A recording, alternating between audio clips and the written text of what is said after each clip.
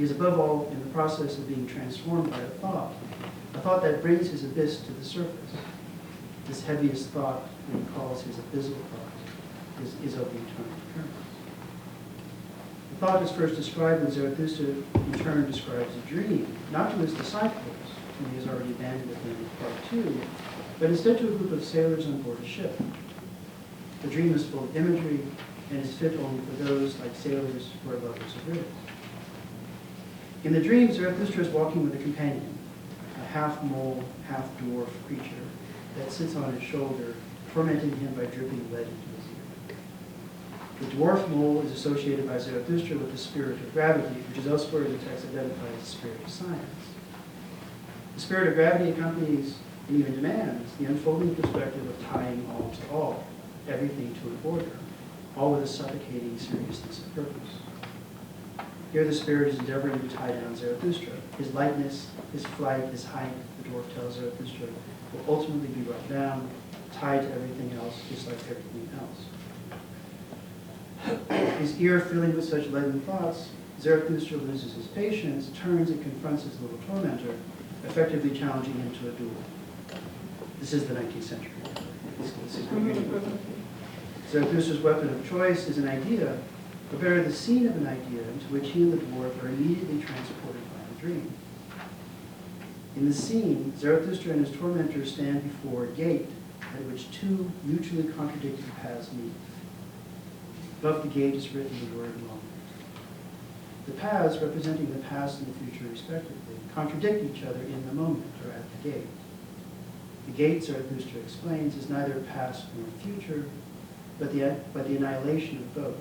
Or rather, the contradiction between the past and the future means that the moment, this now, in which we are now present, is caught suspended between the past and the future, each of which stands as an offense to the other. If so, Zarathustra asked the group, does this mean that this moment, which we occupy standing before this gate, is nothing, annihilated by this contradiction? Does this mean that we will never be here again, that the spider we see crawling in the moonlight will never return? No, of course not, replies the dwarf. Time is a circle. Everything that has happened will happen again. Everything that will happen is happening already.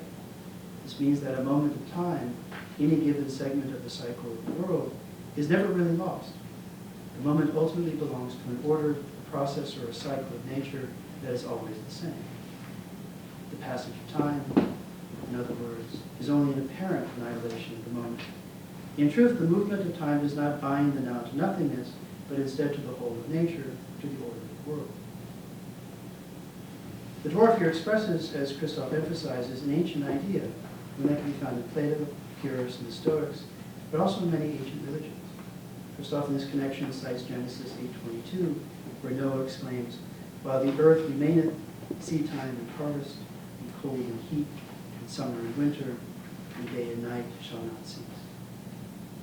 And of course, and perhaps more importantly for a reading of Nietzsche, it is an idea which is memorably articulated by Schopenhauer in a passage from The World as World Representation that Krzysztof also cites, and I quote, this is Schopenhauer, we can compare time to an endlessly revolving sphere.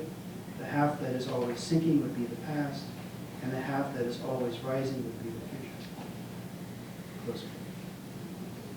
In all these cases, from Noah to Plato to the Stoics to Schopenhauer, the cyclical character of the moment of time is either implicitly or explicitly bound to a particular perspective. As Krzysztof puts it, quoting from Eternity, quote, moments pass only from the vantage point of my current experience, only insofar as, Schopenhauer argues, I fail to extricate myself from the here and now, insofar as I fail to look upon this moment from a distance.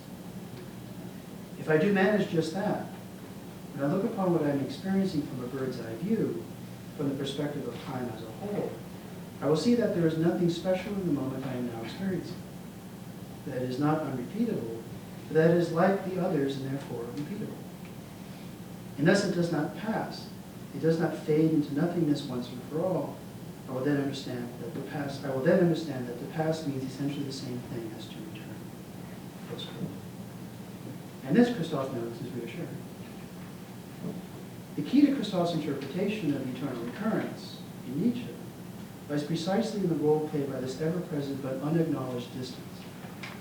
It is only from the perspective of this distance, this bird's-eye view, that to pass appears to have the same meaning as to return. It is only from this distance, in other words, that I can see how the moment inevitably becomes assimilated into a pattern, a cycle, and thus a certain whole. This distance also makes possible a particular modality of reflection on time. To reflect on time from this distance reduces the difference between the past and the future to the phase of a cosmic process, which only itself is real, and the passage of time only a relative aspect or feature, one which in itself appears unreal and illusory.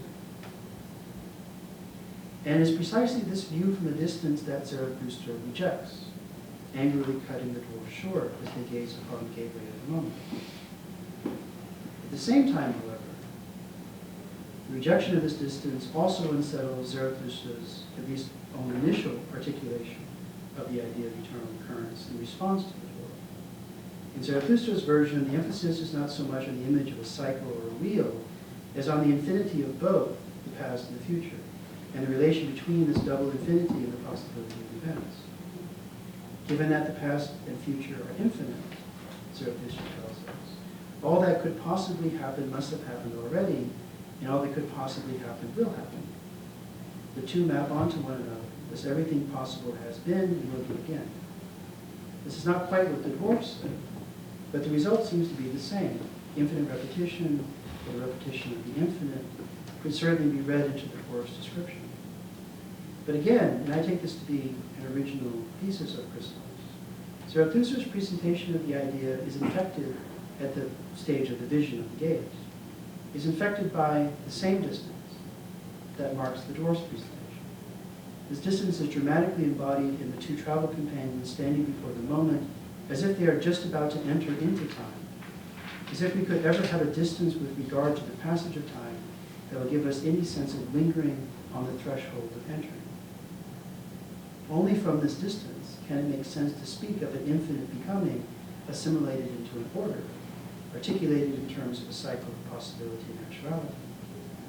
That whatever is possible has already been and will forever be recurring is a thought that is possible only if reflection has suspended the naive force of the now and replaced it with something else.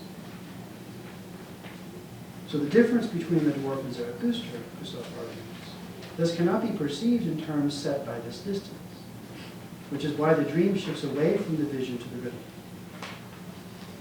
the vision of the gate to the riddle. The riddle is embodied in a much more violent and disturbing image than that of the gate of the moment. Here Zarathustra describes a moment of crisis, in which a young shepherd is seen writhing in agony, struggling to pull out of his mouth a large black snake that has crawled down his throat and bitten fast. I just woke you up to it. Zarathustra, failing to pull the snake out of the shepherd's mouth, screams, or rather a scream comes from within him to bite off the head. The shepherd chooses just that, and once freed from his torment, lets loose what Zarathustra describes as an inhuman laughter.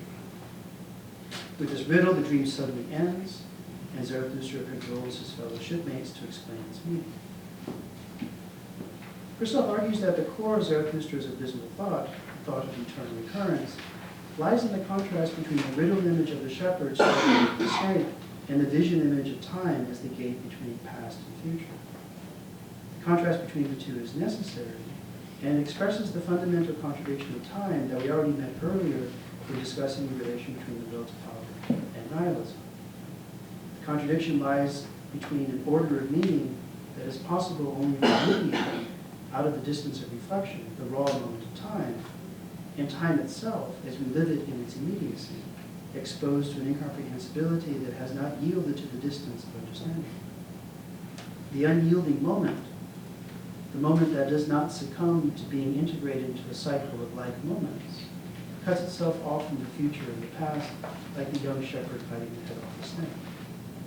Unyielding to both the future and past, which are the order of being which they cultivate, the moment is in this sense eternal. This eternity lies at the heart of every moment. Every moment is the same contradiction between time and eternity, and thus embodies the eternal recurrence of the same. Now there are a lot of consequences of this interpretation. And I would argue it governs many of the chapters. Some very beautiful ones. There's one on love, which I highly recommend, as well as reflections on history, neither science. I'm not going to develop that for you here. I'm just plugging the book. So it's definitely worth reading, especially if you know Krzysztof, knew Krzysztof, and haven't had a chance to read the book yet. Give it some time, because make your way to it, because it's a deeply personal book, and it's very much a important experience. So I'm not going to test your patience anymore.